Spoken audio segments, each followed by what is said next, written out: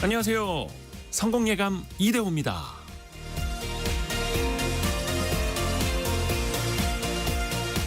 하루에도 수많은 순간을 지나갑니다. 익숙한 출근길부터 매일 마시는 커피 한 잔, 수많은 메시지와 알림, 그리고 진지한 대화까지. 하지만 흥미로운 건 우리 뇌는 그 모든 순간을 기억하지 않는다는 겁니다. 인간의 뇌는 경험한 것의 90% 이상을 잊어버린다고 하죠. 메모리에 한계가 있는 데다 비효율적인 에너지를 낭비하지 않기 위해서 뇌는 끊임없이 정보를 선별하고 불필요한 것들을 삭제해버립니다.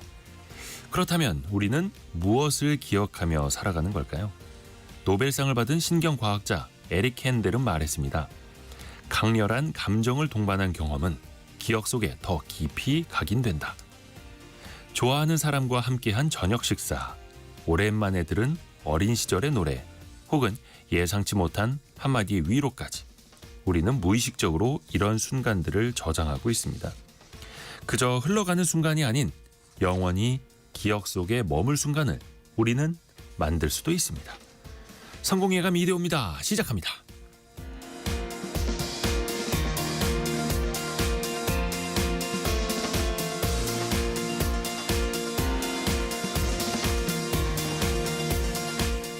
안녕하세요. 이대호입니다.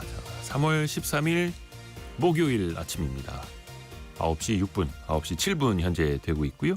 오늘도 함께해 주셔서 감사합니다. 김미영님, 대호님 목소리는 언제 들어도 듣기 좋아요 이렇게 보내주셨고요.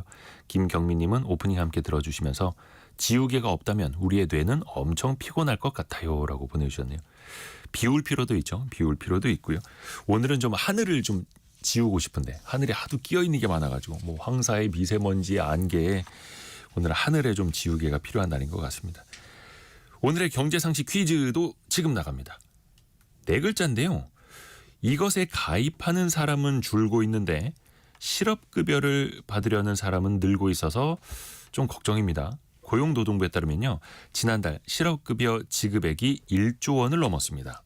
반대로 이것에 가입하는 사람은 21년 만에 가장 적은 증가폭을 보였는데요. 그러니까 일자리를 잃은 사람은 늘어나는데 일자리를 얻어서 여기에 가입하는 사람은 적다라는 거죠. 이것은요. 근로자가 직장을 잃었을 때를 대비해서 정부에서 시행하는 사회보장제도입니다. 실업자의 생활안정 또 재취업을 지원하는 거죠. 우리가 월급을 받을 때 국민연금, 건강보험 또 이것이 매월 빠져나가고 있습니다. 잘 체감이 안 될 수도 있습니다. 내가 직접 내는 게 아니다 보니까.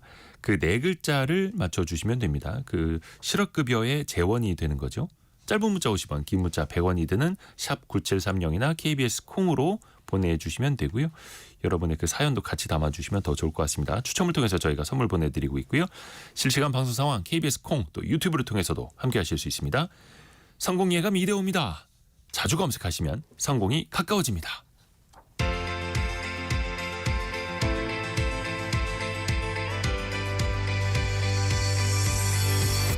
KBS 1라디오 성공예감 이대호입니다. 오늘의 경제 뉴스 알고란의 고란 기자와 함께합니다. 안녕하세요. 네, 안녕하세요. 밤사이에 미국의 소비자 물가 지수가 나왔죠? 네, 나왔습니다. CPI 아마 요거 투자하시는 분들 가운데 9시 반에 발표됐거든요. 이거 꼭 봐야 된다라고 체크하신 분들 많았을 것 같아요. 그렇죠. 그만큼 지금 이제 큰 영향을 미치기 때문인데 다행입니다.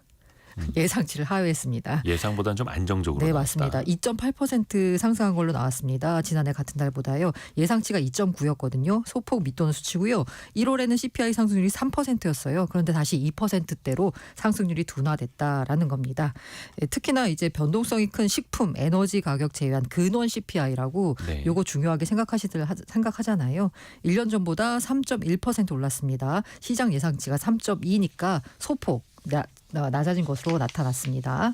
사실 지난달 미국 CPI 상승률 둔화 이끈 건 에너지입니다. 에너지 가격이 1년 전보다 0.2% 떨어졌습니다. 네. 반면에 CPI의 3분의 1 정도를 차지한다라고 알려진 주거비요. 4.2% 올라서 여전히 높은 상승세를 유지하긴 했습니다. 그리고 미국의 계란값 비싸다는 얘기 많잖아요. 그렇죠. 역시나 이 계란값 역시 전년 동월 대비하면 58.8%, 전월비로도 10% 넘게 올랐습니다. 달걀 가격이 1년 전보다 거의 60% 가까이 네. 오른 거예요, 이 미국에서. 달걀값 너무 비싸다 보니까 최근에는 국내에산 달걀을 미국으로 수출한다라고까지 하더라고요. 달걀 같은 것도 사실 수출이 좀 어렵잖아요. 그렇죠. 근데 워낙 비싸다 보니까 수출하고도 남는다. 삶아가지고 가면 좀 삶아서. 맥반석으로 하면 좀 나아요. 네. 제가 미국에 또 있어 봤잖아요. 달걀 정말 중요합니다. 많이들 먹어요, 진짜. 그렇죠. 생활 네. 속에서. 그래서 이 시장에서는 그럼 CPI를 어떻게 평가하냐? 너무 높지도 너무 낮지도 않다라는 거예요. 그래서 아마 뉴스들 많이 보시면 S의 공포가 사라진 건가 뭐 그런 얘기가 나오잖아요. 이른바 스태그플레이션 나타나는 거 아니야? 경기는 침체되는데 둔화되는데 물가는 오르는 걱정을 했었는데 좀 다행으로 나타났습니다. 다만 이게 지금 2월이에요. 근데 관세 전쟁이 지금 여러 가지로 난리잖아요. 네. 그 중국에 대한 관세 이거 2월부터 부과했습니다. 그런데 아직까지는 본격적으로 좀 반영이 됐다라고 보긴 어렵거든요. 그래서 2월부터 부과하기 시작한 중국에 대한 관세 효과, 이 수입품 가격에 본격적으로 반영되기 시작하는 3월이면 이거 어떻게 될지 모른다라는 좀 우려감이 있긴 합니다. 아직 안심할 수 없다. 네. 일단 밤사이에 나스닥은 1.2% 반등을 했어요. 네, 아까 제가 아직 안심할 수 없다라는 말씀 주셨잖아요. 이게 그 지수에도 그대로 나타났습니다. 이게 물가 상승률이 발표된 게 개장 전이었거든요. 그러니까 문을 열자마자 3대 지수 모두 다 갭 상승 출발이라고 해야 되나요? 네. 대폭 올라서 출발했어요. 근데 출발하고 나서 점점점 하락하는 겁니다. 시장이 생각을 한 거죠. 이거 아직 안심할 수 없다라는 그거예요. 그래서 나스닥 같은 경우에는 오히려 하락 마감하기도 했고요. 0.2% 소폭이긴 하지만 다만 역시나 이 기술주 중심으로는 저가 매수세가 유입되면서 그간 많이 빠졌었잖아요. 나스닥이 1.22%나 올랐습니다. 애플 제외한 모든 종목이 대표 기술주 가운데서는 상승 마감했고요. 테슬라 7%, 엔비디아 6% 넘게 올랐습니다. 다만 아마 투자하시는 분들 입장에서는 아직도 배고프다라고 말씀하실 것 같아요. 그간 너무 많이 떨어졌었거든요. 그렇죠. 조금은 투자 심리가 밤사이에 좀 개선되긴 했습니다만 앞에서 말씀해 주신 것처럼 진짜 이 관세 정책이 어떻게 되느냐 하나하나 지금 짚어보는 수밖에 없잖아요. 네, 맞습니다. 시장이 반응이 그래서 너무 발작이 심한 것 같아요. 지표 좋게 나오면 와 이제 가나보다라고 올랐다가 잠깐만 다시 생각해보자. 아직은 안심하기 이른데? 라고 하면 다시 하락 반응하고 그야말로 변동성이 큰 시장이기 때문에 투자하시는 분들은 정말 피가 마르실 것 같습니다. 트럼프 일기 시작될 때도 뭐 트럼프 텐트럼 뭐 이런 이야기도 있었고 시장은 또 그렇게 항상 늘 반응을 해왔고요. 그 트럼프 대통령의 관세에 대해서 중국, 캐나다 또 유럽까지 맞불 관세를 예고했어요. 이러다 보니까 이게 지금 다른 나라들이 보자 하니까 너무하네라고 하면서 지금은 맞불 관세로 보복 관세로 대응하는 느낌이거든요. 그렇죠. 그래서 걱정입니다. 그야말로 진짜 관세 전쟁이 붙을까 봐요. 특히 이제 최근에 나온 거는 유럽입니다. 유럽연합입니다. 사실 미국산 수입산 철강 알루미늄 제품에 대해서 25% 관세를 부과하기로 했잖아요. 네. 그러니까 EU의 행정부 격인 집행위원회가 어제 260억 유로, 41조 원 규모 미국산 수입품에 4월부터 관세 부과하겠다라고 발표했습니다. 260억 유로가 어디서 나온 숫자냐? 미국이 물리는 관세고만큼 우리도 똑같이 물리겠다라고 네. 260억 유로를 말한 거예요. 두 단계에 걸쳐서 EU의 보복 관세가 발효가 되는데요. 4월 1일부터는 미국산 배랑 할리 데이비슨 오토바이, 버번 위스키가 80억 유로 규모고요. 그 다음에 이제 4월 중순부터는 180억 유로 철강, 알루미늄, 섬유, 가전 다 농수산물 포함해가지고 미국산 상품에 대해서 광범위한 보복 관세를 부과하기로 했습니다. 오토바이 또 버번 위스키 그러니까 미국을 상징하는 제품에다 맞습니다. 딱 타겟해서 때리겠다. 또 우리 입장에서는 그 미국산 쇠고기 원령 제한이 있지 않습니까? 그 30개월 이상인 거는 수입하지 않는. 네. 근데 이거를 또 미국 일각에서는 전국 소고기 협회라고 하죠. 네. 이 제한을 풀어야 한다. 맞아요. 이게 이제 이렇게 또 미국 같은 요구를 하고 경우에는 각 그 산업별로 로비 단체가 굉장히 강하잖아요. 그렇죠. 전국 소고기 협회에서 이 한국의 미국산 소고기 검역 규정에 대해서 이거 개선이 필요한 불공정 무역 관행이다. 라고 지목하는 의견서를 미국 무역 대표부한테 USTR에다가 제출했습니다. 다시 말해서 트럼프 행정부가 나서서 이 한국이 소고기 원령 제한 이거 미국에 두고 있는데 이거 풀어달라라고 요구하는 거예요. 네. 지금 현재 수입 규정이 어떻게 되냐면요. 30개월 미만 소고기만 수입합니다. 30개월 미만이요. 네. 이 연령 제한은 왜 생겼냐라고 보자면요. 연령 제한은 이게 2000년대에 광우병 걸린 소 발견되면서 난리가 났었잖아요. 그렇죠, 사실 그렇죠. 광우병 배당 확산했고 이 때문에 굉장히 사회적으로 여러 가지 시위도 벌어지고 굉장히 논란이 많았습니다. 맞아요. 그러다 보니까 한미가 협상을 해서 야 그러면은 미국산 쇠고기 수입을 완전히 안 할 수는 없고 광우병 발병 위험이 낮은 30개월 미만 소고기만 수입하자라고 했어요.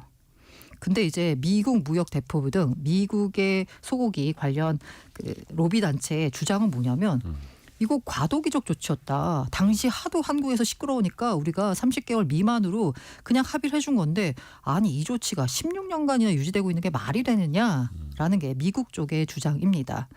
현재 한국의 외국산 소고기 수입량 46만 톤 정도 됩니다. 이 중에서 미국산이 22만 톤이거든요. 점유율로 따지자면 한 절반 정도가 돼요. 네. 그런데 이제 광우병 염려에 대해서는 사실 당시에는 굉장히 우려가 컸잖아요. 그렇죠. 근데 지금은 이게 우려가 그닥 크지 않은 상황인 거고 사실 프랑스와 아일랜드산 소고기 수입을 지난해 재개했습니다. 동일한 우려가 있었던 건데 근데 왜 미국산 소고기만 이렇게 원령 제한을 두느냐라는 게 미국 쪽의 불만이에요. 이게 문제가 약간 우려가 될 게 뭐냐면 사실 그 USTR이 상호 관세 발표하면서 트럼프 행정부가 USTR에다가 야 우리가 관세 장벽 말고 비관세 장벽이 뭐가 있는지를 조사해라라고 했거든요. 그래서 그 비관세 장벽을 조사한 다음에 그 비관세 장벽만큼 관세로 이제 물리겠다라는 식으로 나섰잖아요. 네. 그런데 이 비관세 장벽의 대표적인 게 바로 이 원령 제한이다라는 거죠. 그러니까 이거 풀어달라라는 건데 그래서 좀 걱정이 되곤 있는 상황입니다. 아직 농림축산식품부 관계자는요. 미국 정부에서 공식적으로 요청하진 않았다라는 입장이거든요. 하지만 앞으로 이런 식으로 여러 가지 수입과 관련 미국 수출과 관련된 논란들이 일어날 것 같습니다. 2008년이었죠. 그때 그 미국산 쇠고기 수입 때문에 집회 시위 정말 많았었고 사회적 갈등 정말 심했었는데 사실 이게 안전의 문제이기도 합니다만 마음, 심리의 네. 문제이기도 하고요. 일단은 아까도 그 뉴스에도 나왔습니다만 우리 농민단체도 벌써부터 이제 또 반발하고 나서기도 맞아요. 했고요.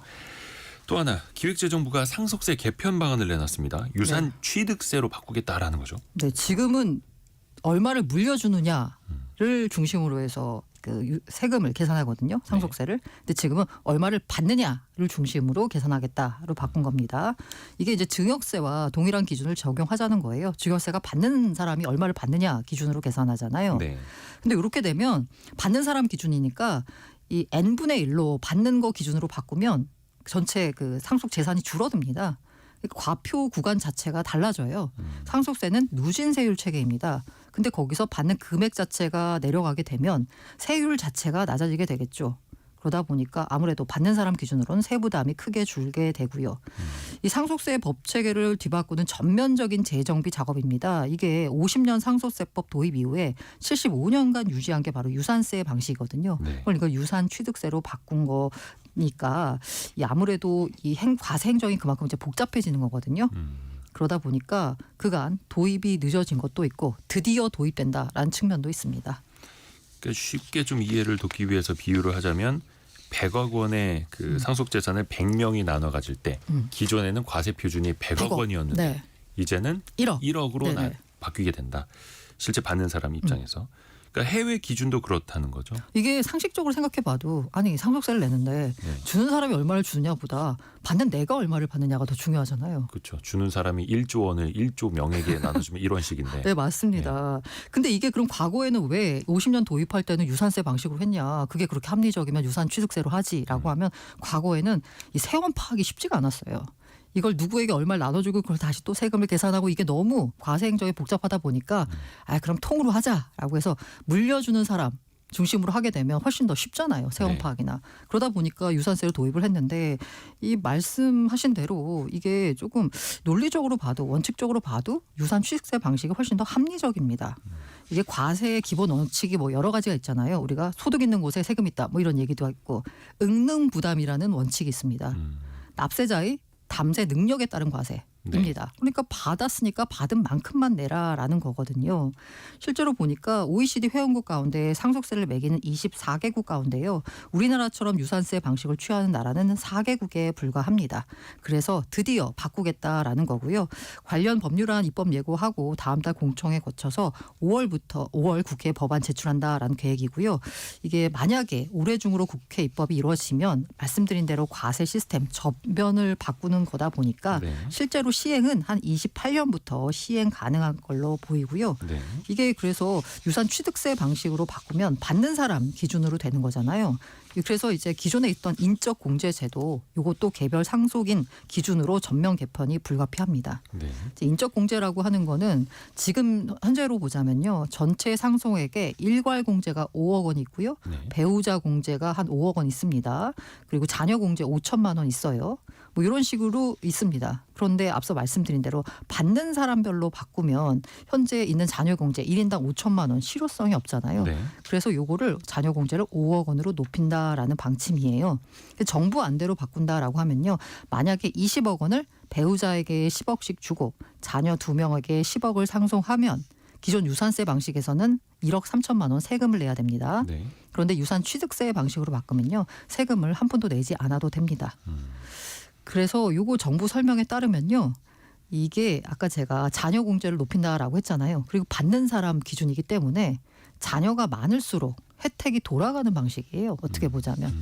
그래서 인구 구조 측면에서 시급하고 바람직한 정책 방향이다라는 게 정부 설명입니다.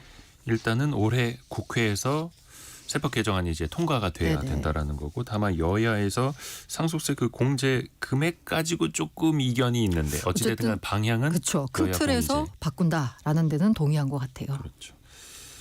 공정거래위원회가 통신 3사에 과징금을 부과했는데 금액이 꽤 크네요. 무슨 네. 일이 있었던 겁니까? 이게 13년 그 통신업계가 방통위로부터 보조금 과다 지급 이거 과징금으로 1,064억 원 받았거든요. 네. 근데 이번에 1,140억 원이니까 그때 이후로 최대 규모입니다. 핵심은 뭐냐? 우리가 왜 번호 이동하게 되면 혹시 많이 해보셨는지 모르겠는데 거기서 뭔가 그 이른바 리베이트를 줘요. 이게 얼마 깎아준다 뭐 이런 식이거든요.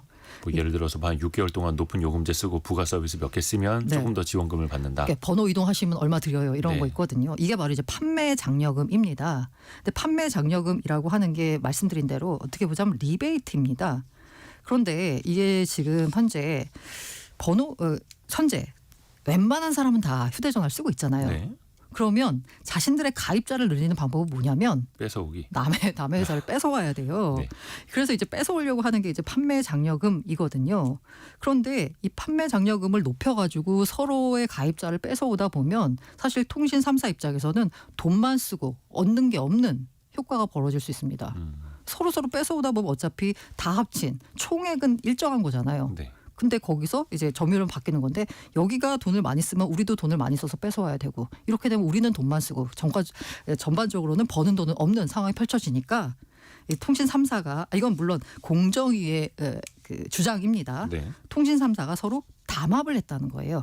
이른바 서초동 상황반이라는 걸 운영을 2014년 12월부터 했다라고 합니다. 그러면서 이제 3사 담당자들끼리 잘 모입니다. 네. 그래서 지금 현재 번호 이동 상황이 어떻게 되는지 판매 장려금 정보를 서로 공유를 했다라고 합니다.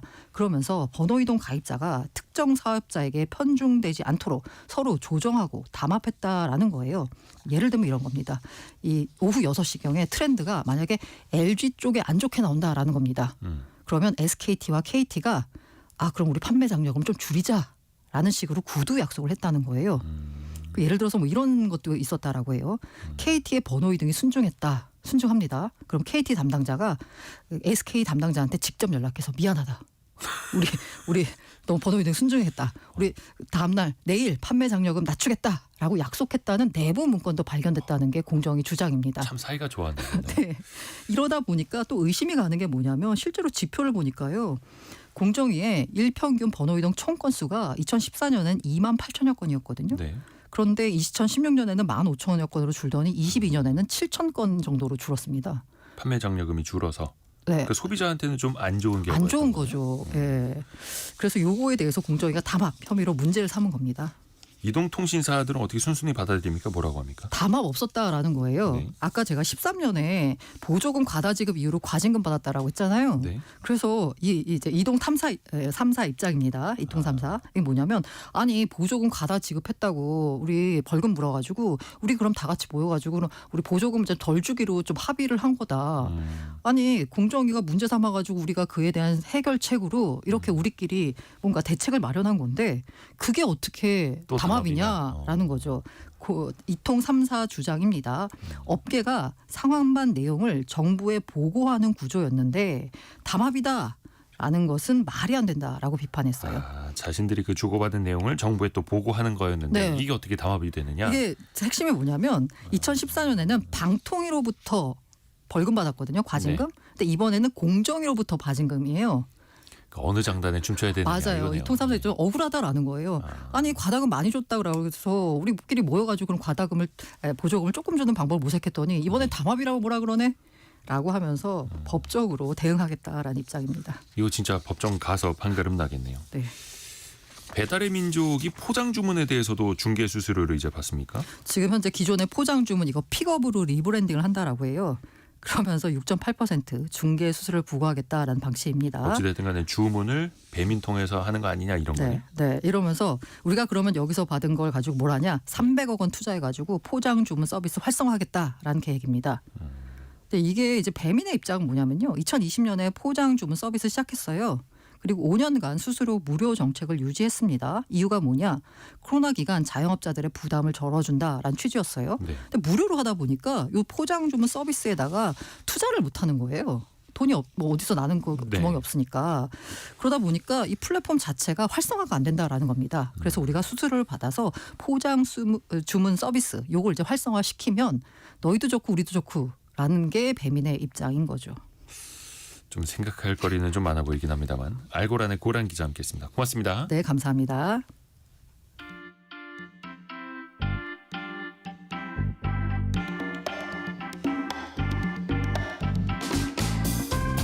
지금 여러분께서는 KBS 일라디오 성공예감 이대호입니다를 듣고 계십니다. 프로그램에 참여하신 청취자 여러분께는 추첨을 통해 Y스트릿에서 밝은 눈과 두뇌 건강, 활력까지 한 번에 와이즈 부스터를, 아름다운 식탁 창조 주비푸드에서 뿌리 담은 리얼 생 와사비를, 쉽고 빠른 판촉물 제작 시너지 기프트에서 무드 등 미니 가습기를, 그리고 성공예감에서 준비한 커피 쿠폰을 보내드립니다. 당첨자는 성공예감 이대호입니다 홈페이지에서 확인하세요. 7981님이 선배랑 외근 나왔는데 97.3이 켜져 있네요. 선배는 이 시간에 항상 성공예감 듣는다고 저보고도 잘 들어보라고 추천하시네요. 오늘의 외근에서 성과가 엄청나게 나올 것 같습니다. 함께해 주셔서 감사합니다. 또 훌륭한 선후배분이 같이 한 차에 계시네요. 경제상식 퀴즈 정답도 맞춰주셨어요. 퀴즈 한 번 더 나갑니다. 4대 보험 중에 하나입니다. 불가피한 사유로 근로자가 직장을 잃게 되면 구직활동 또 재교육을 지원하는 이 실업급여가 나올 수 있죠. 사회보장제도입니다. 이 보험료는요. 고용주와 근로자가 공동으로 부담하는데요. 상시 근로자가 있는 사업장은 의무적으로 가입해야 합니다. 지난달 제조업이나 서비스업에 이것 가입자는 늘었는데 건설업 종사자가 많이 줄면서 여기 가입하는 사람도 줄 수밖에 없었다라는 거죠. 특히 여기에 가입하는 사람이 줄고 실업급여를 받으려는 사람이 늘어난다면 우리 경제가 안 좋다라는 신호. 근데 그게 최근의 상황이라는 건데요. 박희영님, 저도 2번이나 받았습니다. 2번 백수생활 경험자네요. 금방 취직이 될 줄 알았는데 그래도 생계 유지에 보탬이 되었습니다. 이렇게 이걸 가입을 해서 실업급여를 받으셨다라는 이야기겠죠. 홍혜레나님은 저는 권고사직으로 3월부터 놀고 있어요. 이제 실업급여 신청하고 왔네요. 어제 실업급여 신청하고 오셨다고요? 근데 이제 마음으로는 놀고 있다 이렇게 하면은 그 기간이 오래 갈 수 있습니다. 그래서 놀고 있다가 아니라 다음 걸 준비하고 있습니다. 이렇게 자기 스스로도 생각을 하시면 조금 더 나을 것 같습니다. 오지랖이었습니다. 3238님은 한 번도 잘린 적이 없어서 받아본 적이 없네요. 헤헤 이렇게 보내주셨는데요. 이게 나는 못 받아서 좀 아까워 보이기는 합니다만 이 보험료가 그래도 사회의 그 근간을 또 함께 만들어가는 그런 취지도 있는 거죠. 여러분이 생각하시는 그 사회보험 중에 하나 정답을 보내주시면 됩니다. 짧은 문자 50원, 긴 문자 100원이 드는 샵 9730이나 KBS 콩이 열려 있습니다.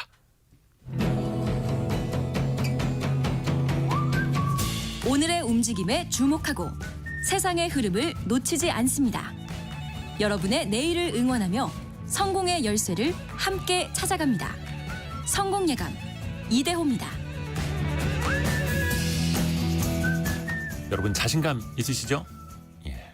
근데 거기에서도 또 이제 뒤집어 볼 필요가 있다고 합니다. 상식을 뒤집어서 생각해보는 역발상 경제 시간입니다. 서울벤처대학원대학 전호겸 교수와 함께하죠. 안녕하세요. 예, 반갑습니다. 역발상 경제의 전호겸입니다. 예를 들어서 뭐 자신감을 높여라.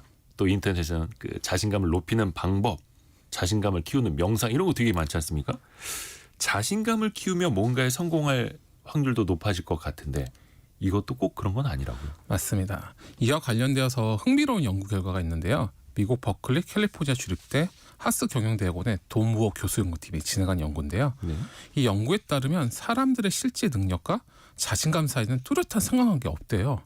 우리 생각 좀 다르죠. 그러니까 연구팀은 이제 실험 참가자들에게 수학 시험을 치르게 했어요. 그래서 한 그룹에게는 너는 정답을 맞출 거다. 이렇게 자신감을 막 북돋아줬고요. 한 그룹에서 야 이번 시험 너무 어려워서 막 이러면서 불안감을 심어준 거예요. 예. 그러니까 자연스럽게 첫 번째 그룹은 아 내가 맞출 수 있겠지 자신감 생기고 두 번째 그룹은 아 어렵다는데 불안하네 이러면서 시험을 봤는데 실제 성적이 차이가 없었던 거예요. 그래서 연구진도 처음에 시작할 때는 아 이게 당연히 자신감이 있으면 잘하지 않겠어? 근데 달라가지고 아 이게 혹시 수학이라서 그런가? 우리가 수학 어려워하는 사람 많잖아요. 근데 수학은 그냥 기초 지식과 머리로 해야 되니까 이건 자신감하고 상관없을 것 같은데. 그렇죠. 그래가지고 아 그래서 그런가? 이래서 지구력, 운동 경기, 상식 퀴즈, 그쵸. 인내력 테스트, 심지어 옛날에는 원리를 찾아라라고 퍼즐이 있었잖아요. 네네, 사람들 퍼즐. 예, 그거 엄청 어려운데 그것까지 다 해본 거예요. 그래서 할 때마다 자신감 주고 해봐라 했는데 어디서 무엇을 해도 그런 거 갖고 향상 효과가 전혀 없었던 거예요. 상관관계가 없었다. 근데 사회에서 보면 그래도 자신감 넘치는 사람이 빠르게 승진하고 막 리더가 되는 것 같은데 그건 어떻습니까? 그렇죠. 그러니까 스탠포드대 실란 알자하이 교수 연구진이 472명의 임원들을 교육하면서 아마 글로벌 기업 임원들이겠죠. 참가자를 대상 연구를 했는데요. 이들에게 이제 본인의 야망 수준을 평가라고 그런 거예요. 야망이 얼마나 큰가? 그렇죠. 야망이 보통 이제 자신감하고 조금 예. 상관이 있잖아요. 그 10가지 리더십 영역을 비교해봤어요. 객관적으로. 그때 그 결과가 예상과 달랐대요. 뭐냐면 야망과 리더십 적성에는 아무런 관련이 없었다는 거예요. 오. 쉽게 말해서 아, 난 리더가 되고 싶어. 난 자신감이 넘쳐. 이런 사람이 꼭 좋은 리더가 되지를 않는다는 거죠. 아 그래요? 완전 의외네요. 그렇죠. 근데 우리 사회는 여전히 자신감을 가져라. 자신감이 있어야 한다. 이런 얘기 많이 하지 않습니까? 그렇죠. 현실에서는 원래 유능한 사람들이 이제 자신감 높은 경우가 많잖아요. 네. 그러니까 그렇다면 사람들이 야 자신감이 곧 성공의 필수 요소다. 이렇게 생기는데 오해일 수도 있는 거죠. 잘 된 사람들이 자신감을 갖고 그쵸. 있으니 자신감이 있으면 잘 될 것 같다.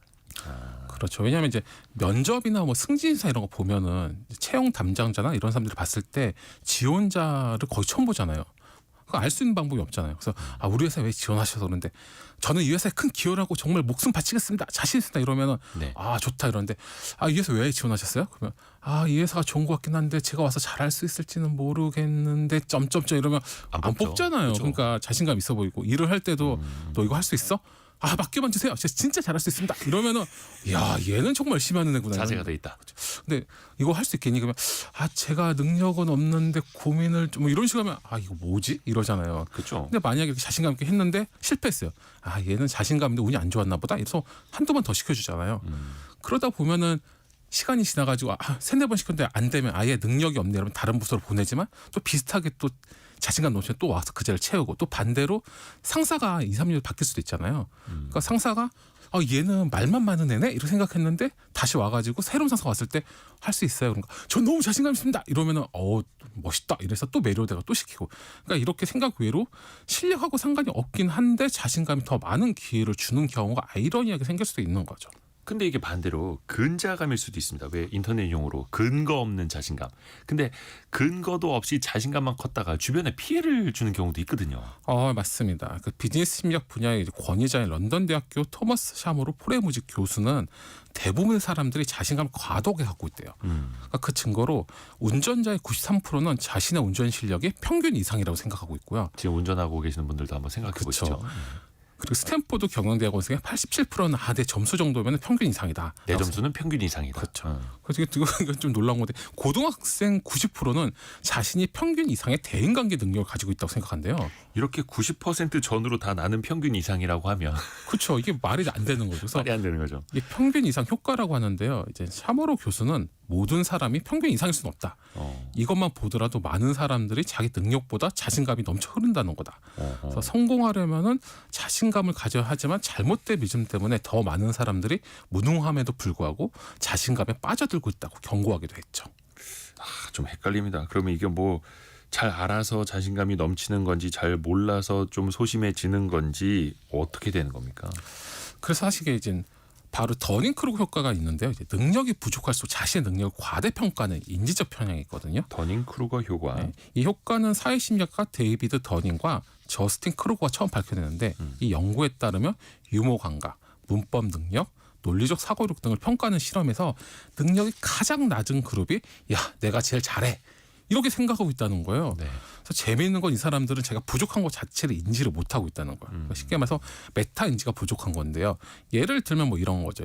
옛날에 이제 슬램덩크 만화 보면 강백호가 처음에 농구 시작하는데 자기가 농구를 처음 딱 골 넣었더니 골이 들어가니까 나는 농구 천재라고 하는데 그때 드리블도 아무것도 못했거든요. 네. 그러니까 이것처럼 아예 기본도 안 된 상태에서 내가 천재로 생각하는 경우가 많은 거죠. 그러니까 더닝크루거 효과는 왠지 더 잘하는 사람들은 그렇게 큰 자신감을 잘 안 보이고 왠지 정말 못하는 친구들이 너무 큰 자신감을 보이는 맞습니다. 역설적인 그런 상황이고요. 교수님도 혹시 이런 근자감의 흑역사가 있다고? 저는 그쵸. 제가 사실은 한 4, 5년 전에 라디오를 처음으로 이제 패널을 갔어요. 프로를. 네. 예. 근데 라디오에서 막 가서 처음이니까 말도 막 빨리 하고 했는데 끝나고 나니까 어느 분이 오셔가지고 방송을 너무 재밌게 한다. 친근하게 한다. 그래서 고정 패널 해보지 않겠냐. 오. 이렇게 제의를 해서 제가 속으로 난 방송 천재구나. 이러고서 이제 첫 방송에. 그래서 기획안을 짜오라 그랬는데 네. 그 얼마나 뿜뿜했겠어요. 스스로 내가 나는 방송 천재 방송 나 짜서 갔는데 예. 결국 고정을 못했죠. 그리고 제가 또 공중파에도 한번 이 방송을 갔었는데 한 4회 정도 촬영했거든요. 근데 네. 그 PD님이 방송을 많이 하셔가지고 너무 방송을 잘하시는데 그날 공중파에는 화면 방송 처음이었거든요. 네. 그래서 너무 또 그때 똑같은 제의를 받았는데 역시 또 안 됐어요. 왜냐하면 이제 내가 천재라고 생각하니까 기획안 자체가 너무 붕 떠 있는 거죠. 현실감이 없고 그래가지고 이게 사실은 그 다음에 이제 방송을 계속 하면서 느낀 게 내가 발음도 부정확하고 말도 제가 오늘 엄청 천천히 하려고 항상 이 방송 대본에 천천히라 써 있거든요. 아, 그래요? 지금도 써 있어요. 천천히라고. 천천히라고 써 있는 거예요? 네, 제가 이렇게 써놨어요. 이렇게. 써 있구나. 네. 그래서 말을 제가 엄청 랩처럼 빨리 하다 보니까 그래요? 그래서 사실 만나서 진짜 방송 잘하시는 분들은 항상 내가 부족하다 겸손하시더라고요. 그래서 요즘엔 이제 이대호 진행자님을 뵈면서 별 말씀을. 열심히 배우고 있습니다. 별 말씀을. 근데 약간 이게 아까 그 말씀하신 강백호 네. 선수와 똑같은 거네요. 맞아요. 케이스가. 대개는 그래도 과도한 자신감 때문에 역효과가 날 수도 있다라는 점, 요거를 되게 좀 조심해야 될 것 같아요. 맞습니다. 특히 사실 이제 기업 CEO나 창업가는 자신감이 필수 요소긴 한데요. 하지만 지나친 자신감이나 자기 과신은 오히려 위험한 결과를 여러 명에게 초래할 수 있죠.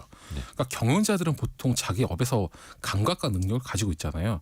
그런데 인간이다 보니까 편향에서 자유로울 수 없는 거죠. 특히 CEO들이나 아니면 지도자급이 겪는 편향 중 하나는 자기 가신에 대한 편향인데요. 그러니까 성공한 사람들은 자기가 작은 성공을 하면서 나는 뭐든 해낼 수 있어. 어려우면 별거 아니야. 이렇게 생각하는데 그것까진 좋은데 사람이 사실 살다 보면은 운으로 되는 게 많거든요. 네. 근데 이 운까지 내 실력이라 생각하는 거죠. 그러면서 통제의 환상에 빠지는 거예요. 그러니까 쉽게 말해서 지금 경기가 엄청 안 좋고 하락장에 이러는데 이런 건 아무것도 아니야. 나라면 얼마든지 이길 수 있어. 이러면서 내가 다 이겨. 그렇죠. 내가 뭐 주식 하락장 내가 하면은 우리 회사만 떠오를 수 있어. 뭐 이런 식으로 혼자서 생각하다 보니까 외부 요인까지 자기가 컨트롤할 수 있다고 착각하는 거죠. 또 하나는 계획 오류인데 미래를 지나치게 낙관하거나 현실적인 리스크를 간과하는 경우인데요. 대표적인 사례가 호주 시드니 오페라 하우스인데요. 여기 같은 경우에 초기 예상 건설비가 700만 호주 달러였대요. 근데 실제로는 1억 200만 달러. 그러니까 15배 이상 더 나온 거죠. 그래서 이런 현상은 이제 기업 운영에도 마찬가지로 나타나고 심한 경우에 막대한 손실을 끼칠 수도 있죠. 네. 그러니까 사실 그냥 경영자뿐만 아니라 뭐 일반인들도 자신감이 필요하지만 균형 잡힌 시각과 겸손함이 필요한 거죠.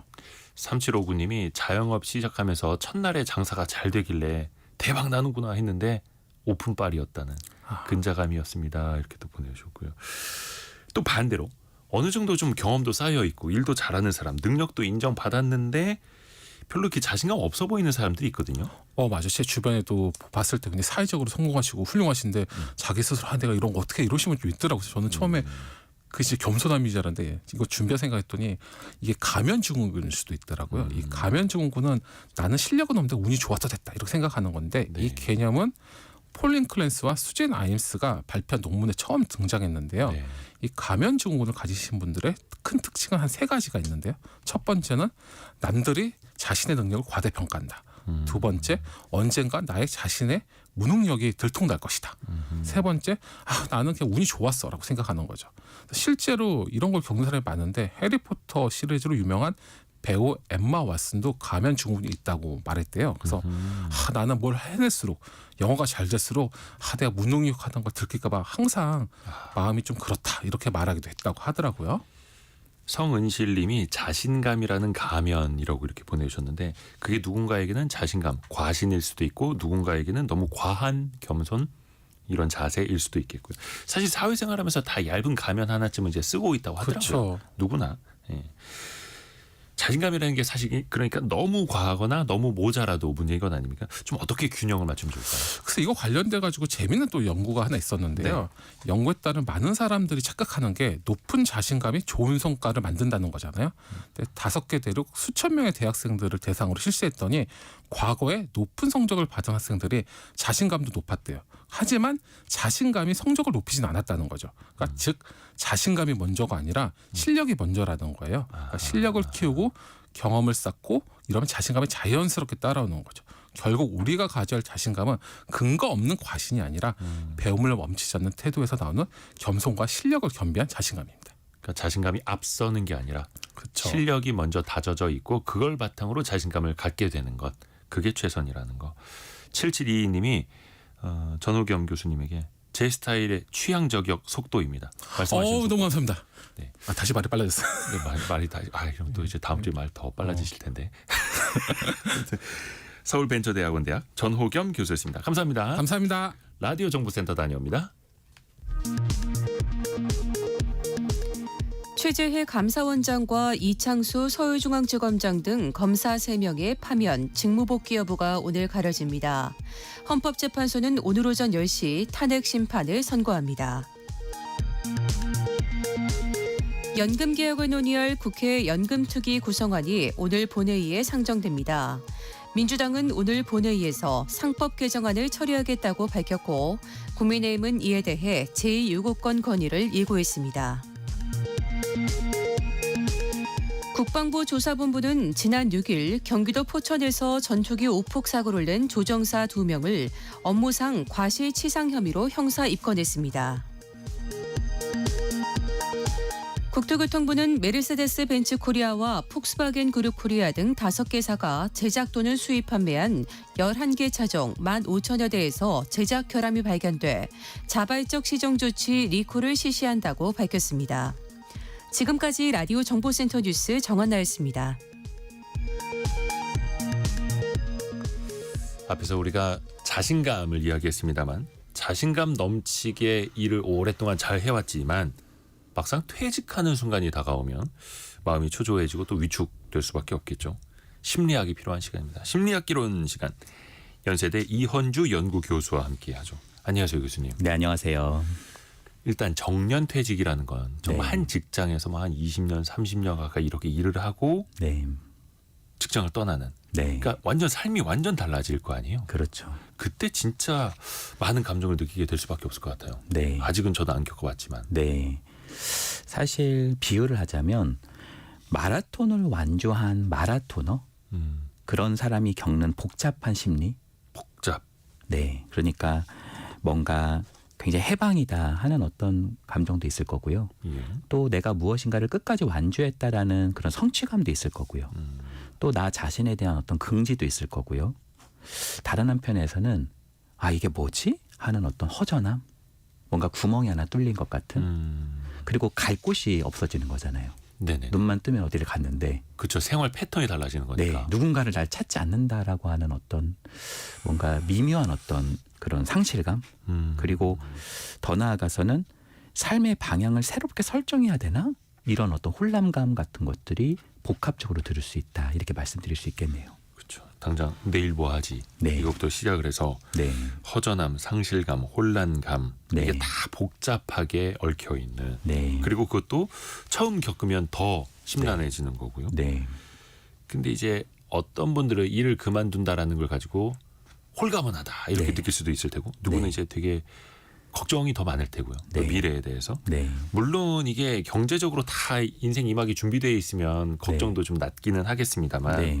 일단은 홀가분하다는 사람과 걱정이 가득한 사람 심리적으로는 어떤 차이일까요?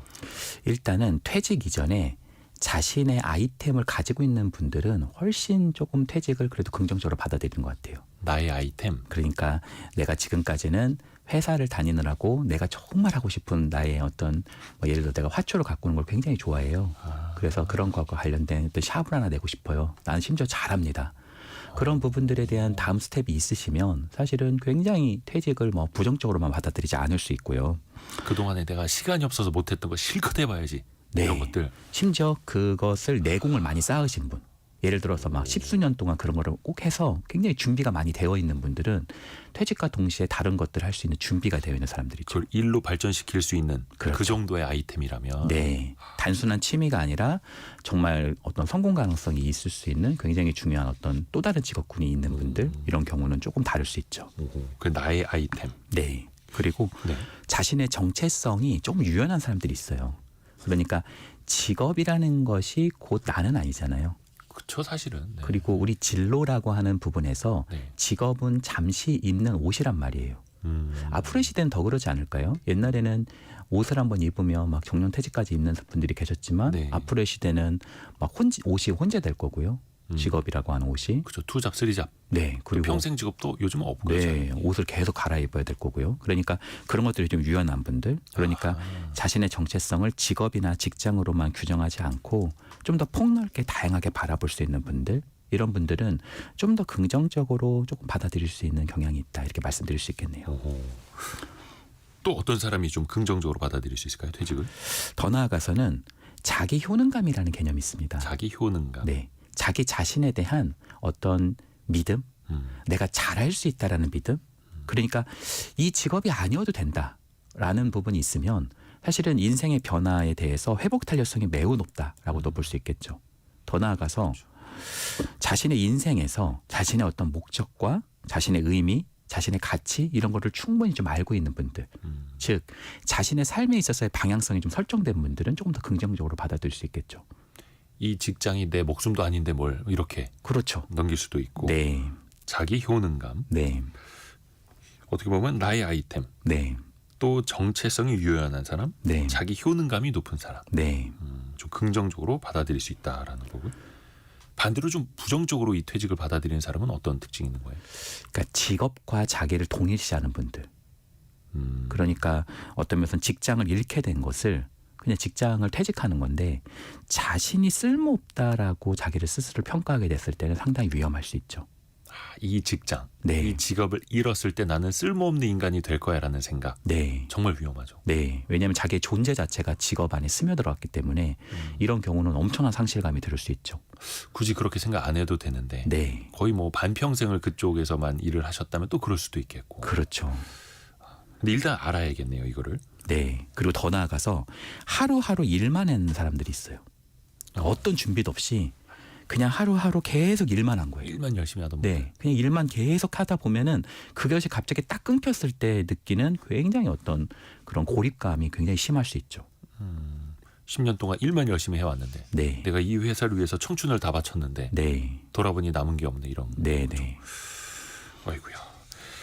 이거를 또 우리가 알아야 된다라는 거고. 네, 근데 이제 희망퇴직이라는 거, 명예퇴직이라는 게 또 경기가 안 좋을 때 왕왕 벌어집니다. 그렇죠.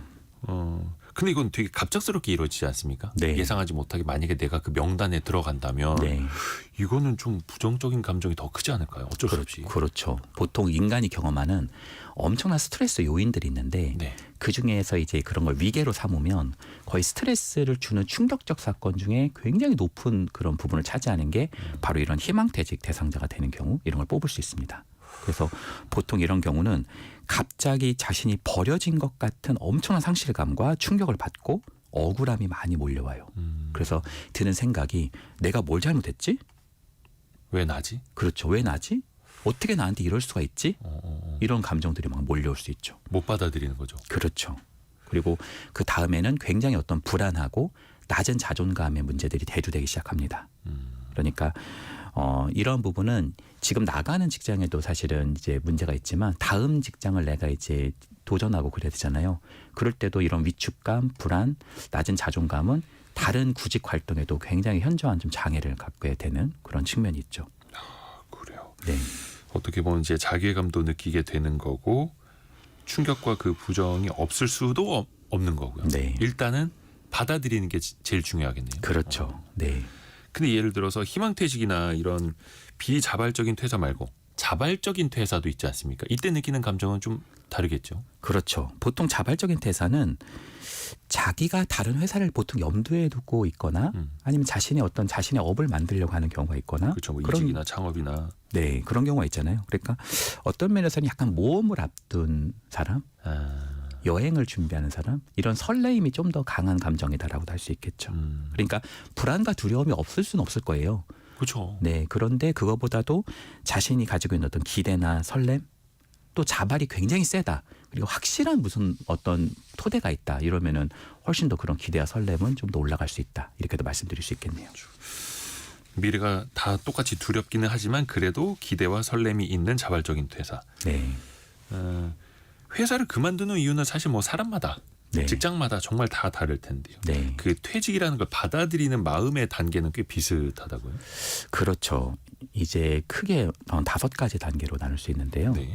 첫 번째 단계는 퇴직 전 단계예요. 그러니까 퇴직 직전에 이제 겪게 되는 단계. 기대와 초조함도 있고요. 호기심도 있고요. 네, 내가 사표를 내면 우리 부장님 얼굴이 어떨까? 네, 그럴 수도 있고요. 그리고 두 번째는 밀월 단계입니다. 밀월? 네, 이게 무슨 단계냐면 예. 왜 기자님 그 직장인들이 만성적으로 앓고 있는 병이 있다고 해요.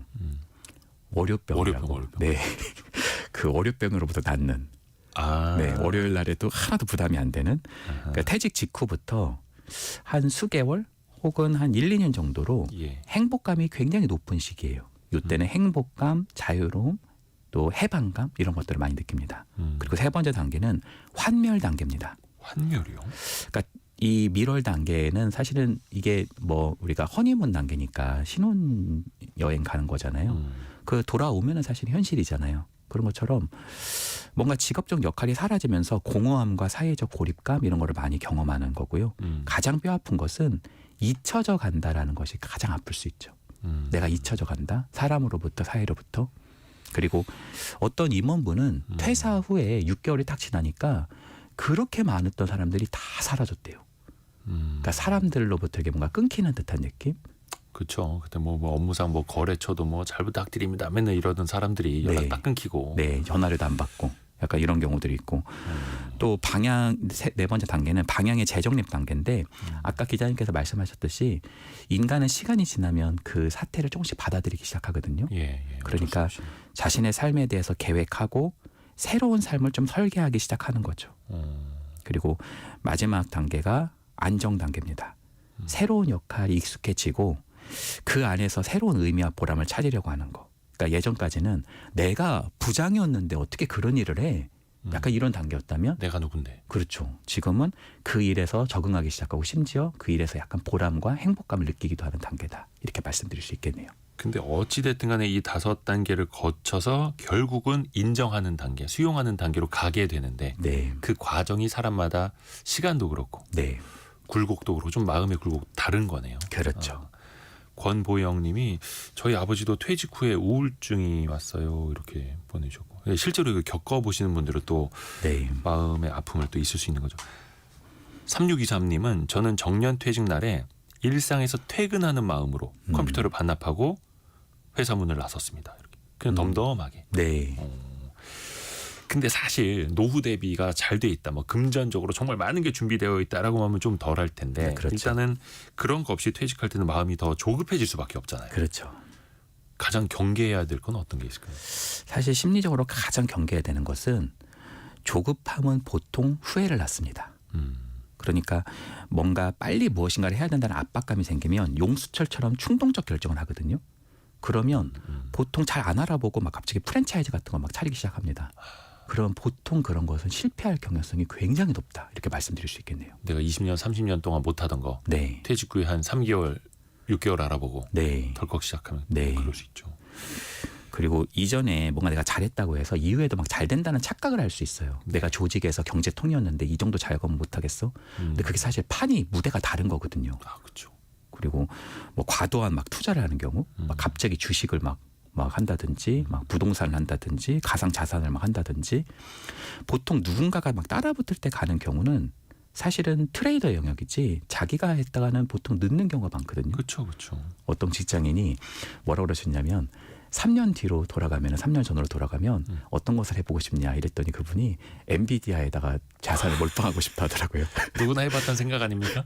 그렇죠. 사실 그때가 보통 고점인 경우들이 많죠. 그런 생각을 할 때가. 그렇죠. 모두가 그 얘기를 할 때. 그러니까 투자는 길게 보면 눈치 싸움이라기보다는 인내심과 먼 흐름을 볼 수 있는 능력이기 때문에 이런 조급함을 가장 주의해야 되지 않나 이렇게 생각합니다. 그렇죠. 조급함이 판단력도 흐리는 거죠. 그렇죠. 마지막으로 좀 짧게 소득도 줄고 인간관계도 좁아지고 마음이 좀 공허해지는 분들한테 좀 조언 좀 부탁드립니다. 평소에 다양한 사회적 관계 안에서 예. 연결성을 계속 유지하는 것이 매우 중요하다고 생각합니다. 아, 퇴직은 끊기는 단절이잖아요. 네네네. 그 속에서 나를 유지하고 나와 좀 연결될 수 있는 다양한 공동체, 사람을 가지고 있는 것이 매우 중요하다고 말씀드리고 싶습니다. 떠나던 직장에서도 뭐 가끔씩 만나서 얘기하고 밥 사고 네. 운동도 같이 하고 또 지난번에 말씀해 주신 것처럼 또 다른 사회 커뮤니티 네. 같이 또 합류하시고 공부하시고 하는 것도 좋겠네요. 네. 연세대 이헌주 연구교수였습니다. 고맙습니다. 네, 감사합니다. 저희가 2부에서는요. 이한 작가와 함께 조선시대로 떠납니다. 조선시대의 여성들의 삶은 어땠을까요? 특히 경제적으로 위상 혹은 그들의 실질적인 소득은 어땠을까요? 같이 한번 또 이야기해 보시죠. 잠시 뉴스 들으시고요. 10시 5분에 금방 다시 돌아옵니다.